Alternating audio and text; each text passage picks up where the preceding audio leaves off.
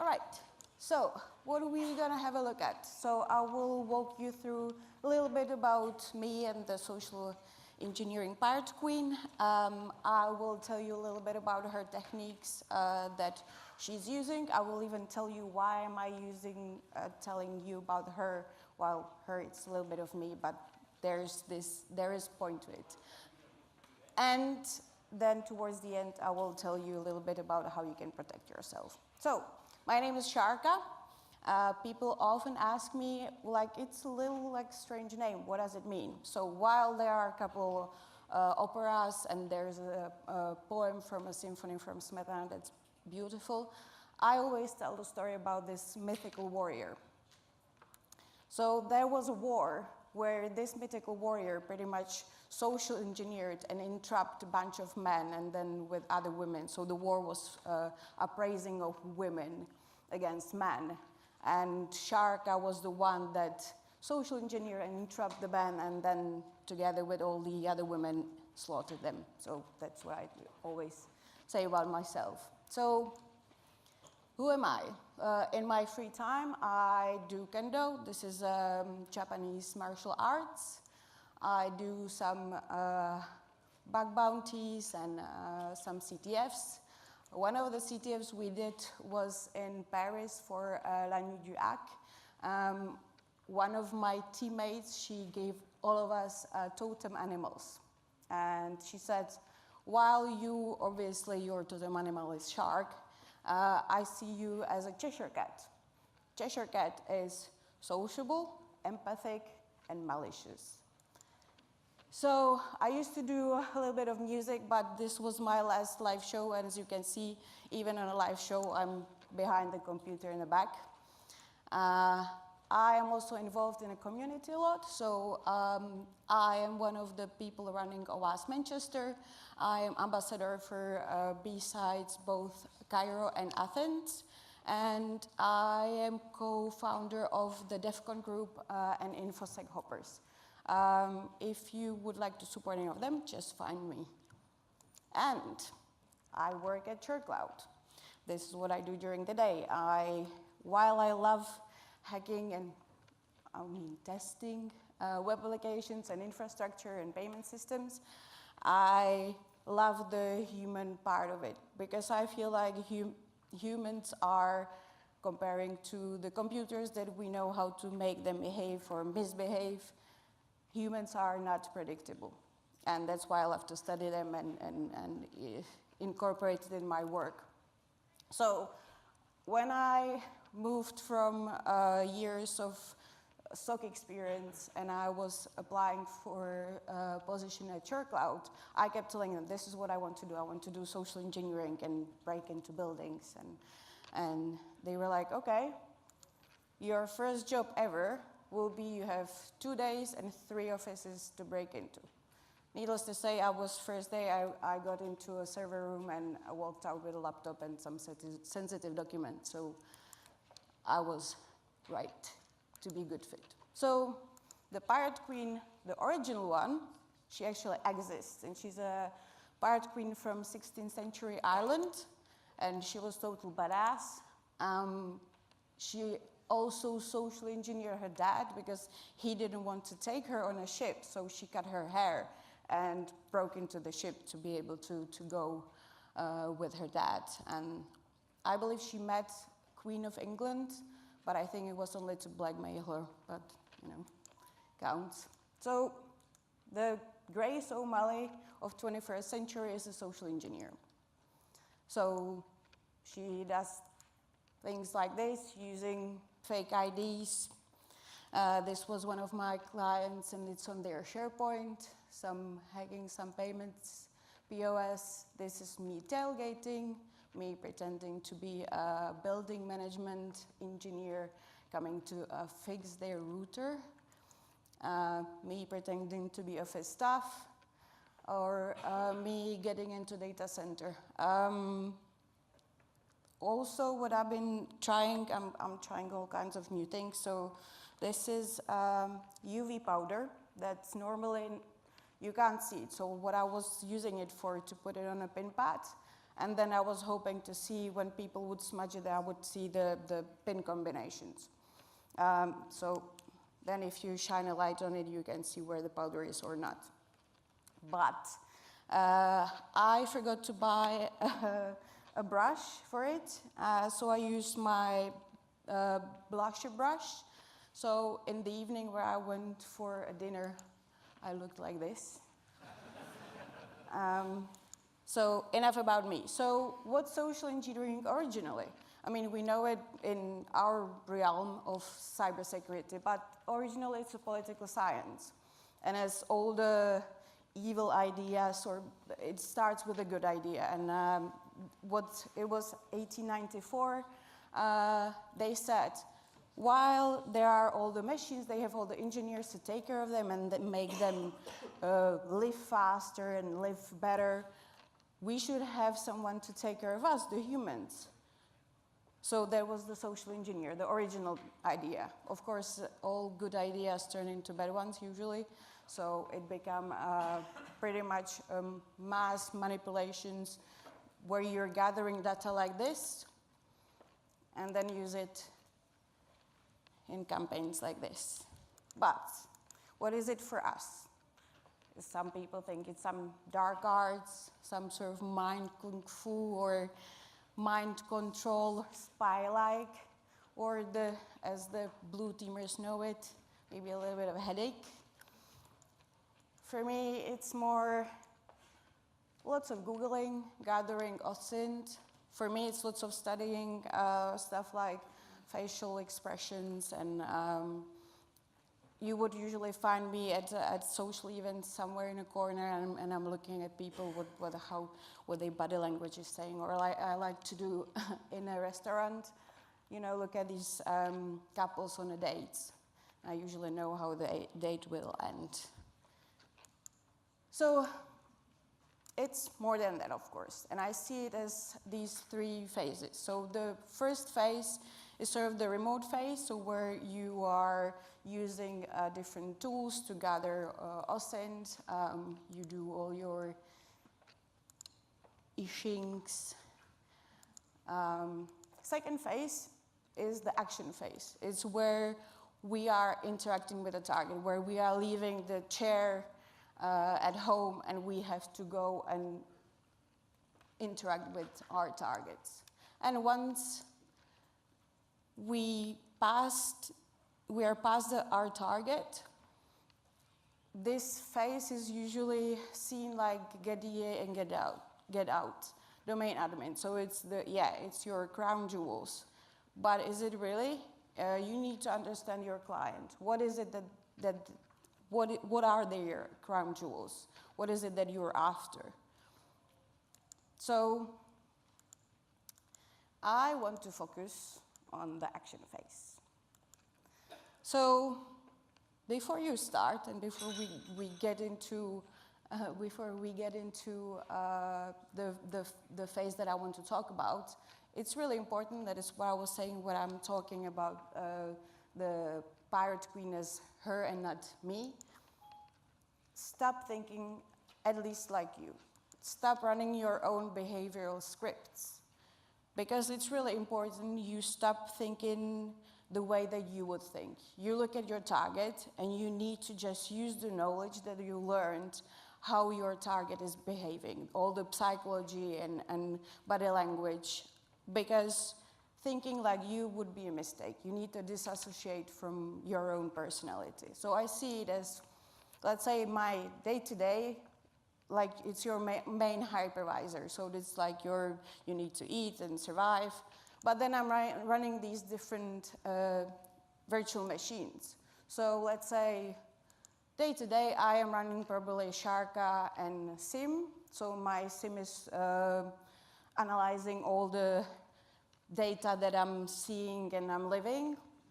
But let's say that for work, I also activate the Grace virtual machine, or I can, there's a new virtual machine, so it could be completely a different person too. It doesn't have to be a Grace as a pirate queen. So who can be our target? So yeah, security guards are usually not like this. they're also not like this. I've been here, sort of, but they are usually like this, really nice people that just want to help. But other targets include office staff that are usually super busy, so when you go and enter some office and ask if you can sit down, yeah, sure, why not? Sometimes there are no targets at all. So this is from my job last year, where there was not only no target, but if you look a little bit closer, there is a badge on the table. So I did what I do, and I stole it. And I'm just like racing through. There was towards, I already been actually in and out of the building, and at that point I already had all access pass, but I thought that I will just try a different attack vector. And then I'm looking at the badge, and it was not my client. So I'm like, okay, I need to just put it back. So what do we have in common? It's brain. So humans all have brain, right? So brain, that's psychology.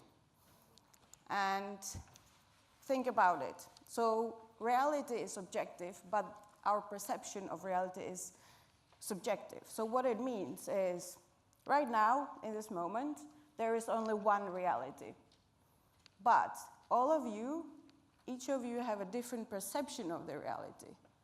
And that's what I'm working with. So the perception is like a lens that I can maybe change, and then I can change your reality. So how to mold those lenses? Activate a schema. So I was on a job, I already delegated through 7 different RFID readers. So I guess that the fact when I was sitting in a meeting room where receptionist came maybe wasn't that strange, but she was still surprised because I was not meant to be there, of course. She's like, who are you? And I'm like, I'm Grace, I came to do your IT audit. And I saw there were some glasses on the table. I'm like, can I give you a hand? Like, do you need to help with it? So where I'm going with this, I was, by giving her hand and help, I am molding a schema in her brain about being helpful and nice to me. So it puts her in this like a mindset. It's like you're lighting up, these are the notes in your brain that you're connecting, and you're lighting up like a Christmas tree. But that said, it's all research and it's all psychology, and it's not foolproof. So you should always have a backup plan, or 2 or 3. So power of expectation. So everyone knows Pavlov reflex, right? It's he was doing research with dogs, and he was using a bell when he was entering the room, and he was giving them food. And with some time, just ringing the bell, they were starting to salivate. So it's power of expectation. So it's not that I'm making my clients salivate when I enter the room, but look at me. I'm short, blonde woman who probably doesn't even look like that she can probably well secure her Facebook account if she would have one. So that's power of expectation. So I'm playing into these expectations by, again, let's say the receptionist, she didn't think that I am there to break into the network and steal some data, but she just thought that I look maybe a little lost and I need help, because I was already molding her mind to be helpful. So for that, I'm reading body language. So let's talk about brain. So we have these 3 brains. The old reptilian one, that was when we were chasing dinosaurs and we were being chased by them. And that was sort of like I will talk about the reaction in a minute, but that was giving her like, do I run or do I stay? Do I fight the dinosaur? Limbic brain is what actually makes our body move. And the neocortex, that's the new brain, that's the brain that's making us think but also lie. So that makes us maybe not behave completely truthfully. So for me, I'm looking at the reptilian and the limbic brain. So these responses, we probably know. There is a third one since 2002. That is freeze. It makes sense if you're looking at a big cats like lions. When they're chasing gazelles, the gazelles freeze. That's to save their life. So why is it important? So reaction to these 3 Fs are something called pacifying behaviors. What it means is people are trying to soothe themselves, soothe their nerve endings. And it looks a little bit different for men. It's usually they're touching their neck. It's to sort of their blood flow to soothe, so it just calms down. And for women, it's usually the suprasternal notch. It's here. So or when they would have some sort of jewelry. So what happened with that receptionist that I was talking about? When I was there pretty much the whole day, I went in and out. She gave me a all access badge, and when we came back with my point of contact from the company, and he was like, well, and she was like, oh, you actually met Grace. And he's like, well, actually she's not Grace. Her name is Sarka. And then she was just saying, Grace, Grace, Sarka. And then she was very, very disturbed. So that's while she was touching this part.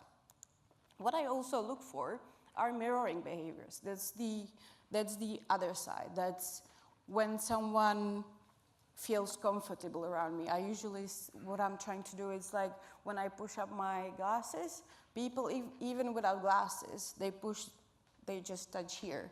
And I see it a lot. So, challenge.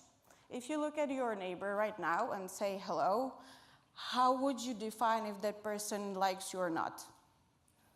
Where would you look?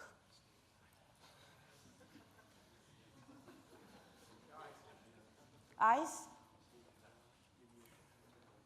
Did you look anywhere else? Face? Arms, legs, I heard. Feet.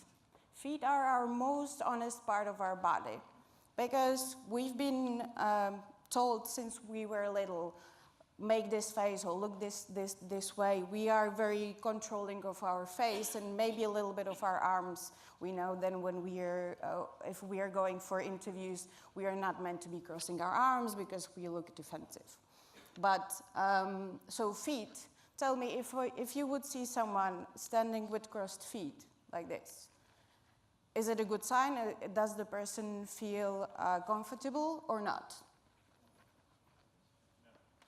No? They do. Because talking about the fight, flight, or freeze, from this position, you can't really go anywhere, do anything. You really have to feel comfortable for the person that you're talking to cross your feet, because from there you can't fight, flight, or, well, you can freeze, but it would not work very well. And from the feet up, you're actually losing honesty. So that's what I was saying. But what I would like to say, it's you need to baseline the person that you're talking to, your target. Because it could be that while they are tapping frantically with their hand, it could be that it's a medical issue. So you need to look for clusters of behaviors. So microexpressions. Microexpressions are data leaks of your face. They happen at 1/25th of the second, so it's very fast, but they are truth in what they're saying, because normal people, as I was saying, we are very controlling of our face. So this is telling you how the person is really feeling. So how to set my target's attitude and behaviors? So talking back about the receptionist that I was talking to. The fact that I already mold her helpful nature to me, and then I actually had to go, so she said if I need any help, and I said no, it's fine, I might come back to you later. And then later I needed her to give me all access badge. So at that point, she was already, she wanted to maintain her helpful nature. It's bad for us, or we feel uncomfortable to change our mind and become maybe someone not helpful. She would feel bad about always turn around and be like, no, I'm not gonna give you what you need. Also, another thing is cognitive dissonance. What it means is when you are displaying your body language is different to your inner feeling, your body language somehow drives how you feel. So if I am able to someone maybe move in a certain way, so it could be if I come to the reception, then what I usually do first, I look down on the table in front of the person, and what they do, they just look down and up. So that's a yes, that's being positive. So it's these things, and then the body is trying to align the internal feeling of how the body is moving. So again, that ties into what I was saying before. We want to appear to be always helpful, and we fear social rejection for maybe saying no. And social rejection shares the same circuitry in the brain as physical pain. So people feel like it's all like pretty much as painful as a physical pain. Norm of reciprocity, what it really means is if we're gonna stand there and do something for someone, like holding the door, they just feel like they need to return the favor. And it could be, I always have like extra pens with me, so it's just like, again, receptionist that when I'm trying to talk to her before I know that she has plenty of pens, but I am just quicker and I just whip up my pen and I'm like, there you go, I did something for you, now you do something for me. So implicit egotism means that we pretty much somehow secretly like ourselves or would like to like ourselves. So what it means that when you say something nice to someone, you're feeding into this, so they like you for that. Same as incidental similarity, using words like us or we, you sort of become from the same crew or tribe, or you're from the same group. So it could be just starting saying these words, but it could be just like, oh, I have the same shirt. I have the same shirt at home, so, you know, we are wearing the same thing, so let's help each other. So, be seen. I've seen talks where people are saying, you know, get to the place and hide somewhere and just like that's it. And while yes, depends on the type of the test, because sometimes I need to find just that port where I need to connect and I need to try to hack their network. But for me, the best thing is one of my favorite pretexts is IT auditor, which means first, when I get there and they ask who you're here to see, I would say, oh, it's not one person. I need to talk to everyone and to see their asset IDs. And then I am actually going around and really talking to everyone. So everyone else sees that I sort of know everyone and no one is really questioning afterwards who I am. But like, I didn't mean to look like Mr. Bean.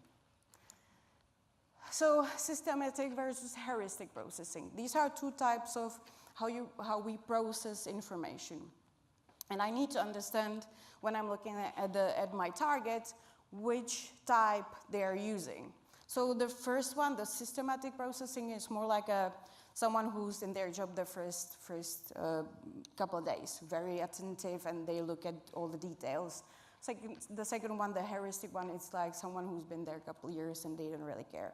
So if for me, it's more what I use, it's the heuristic one, but if I meet someone who's more systematic, I can maybe use like a IT lingo with like some of the more specialist names that they would, then it sort of like pushes them towards the heuristic processing. And sort of, I said it before, but the most powerful form of incentive is the free one, the social one. So being nice, I'm trying to make it a positive experience for all of my targets to go through it, because if you will make it a bad experience, they will not remember as well. So this is something that I'm researching right now, and you're probably, again, Mr. Bean, I just love him. So Chinese medicine, it's something that's been around here for thousands of years. Here, this is how this figurine was there, so the doctors would not have to touch the woman. So she would be just like pointing at the parts that are hurting. But also the other part is that they had to learn how to diagnose their patients without actually touching them. So there is, they even have a practice of observation of external appearance. So I was thinking I can actually use that for social engineering, right? This is from one of my resources. So, and it makes sense. If it's a person that's by nature positive or would probably respond better to maybe making a joke, I can read it from their face. Same as the other way around. So it would not work for someone who's really grumpy and kind of had some bad experience throughout their life if I will be very cheerful. So that's what I'm looking at right now, as well as hacking memory. So how do we remember? How we store memories? So it's, our experience become long-term memories when there is lots of data, I'll call them data, but it's just cells that are communicate between themselves in the neurons. The more there are, the more we remember. And our mind sort of looks like an autofill on a Google search. So that's how we are retrieving our memories. But we are sort of back to remember the perception of reality. It sort of works the same way with remembering. So I am sort of working on the proof of concept of implanting false memories. And that's not a new research. It's proven that it works, and it's almost too easy. So, and it works with the same concept of the perception of reality. So, if you want to be a pirate or social engineer, what I suggest you do, please don't break into buildings first. Build an alter ego, and that's why I was talking about the pirate queen. I think it really helps if you start by disassociating yourself, having the habit of being able to step into someone else's mind and not judge or assume based on your own behavioral scripts and experiences from your life. It also helps to reach to other social engineers. I reached out to Hide and Seek or Jake Hyde, or me. You can reach out to me. Read people. They're great these days. All these dating shows, they're great for social engineers. There's usually people that they talk about themselves and they meet for the first time. And that's where, when you judge them for the first time, where you write, judging how they felt about each other, that's a great way to learn from me. And all the books and the courses on microexpressions by Paul Ekman. He's the guy, if you know, Lie to Me TV show, so he's the one that is based on. So, if you want to protect your company, understand your network first, and you need to understand your perimeter and your assets inside it. That's including your human assets. Because I think that we should stop saying that humans are the weakest link in our network, or there is no patch for human stupidity. It's really not, because it's it's the wrong way to look at things, because we should start assuming the power that we have to deal with these human-based vulnerabilities. So humans should become just another asset in our network. So then get tested, yes. Penetration test is the next step afterwards, because you need to understand how's your threat landscape, including the human one. So based on the test results, you're running your tailored campaigns. And here we are talking about awareness sessions. Here again, I told you how we are remembering, right? It's all about how we are communicating the cells between the neurons, and that's how we remember. So why do we regularly just add to the ways how we can exploit the humans, rather than actually just repeating them and making the memories stronger by telling them what is it they should be doing, not what is it they are not supposed to be doing, because it could be exploited. Start teaching your employees good cybersecurity practice, and start at home. I like to start at home when I'm doing my awareness sessions, because then it becomes a reflex that they are using at work too. Empower your employees. It's not only your SOC that it's the only security team in a place. It's your whole company that's part of the security team. So that's it.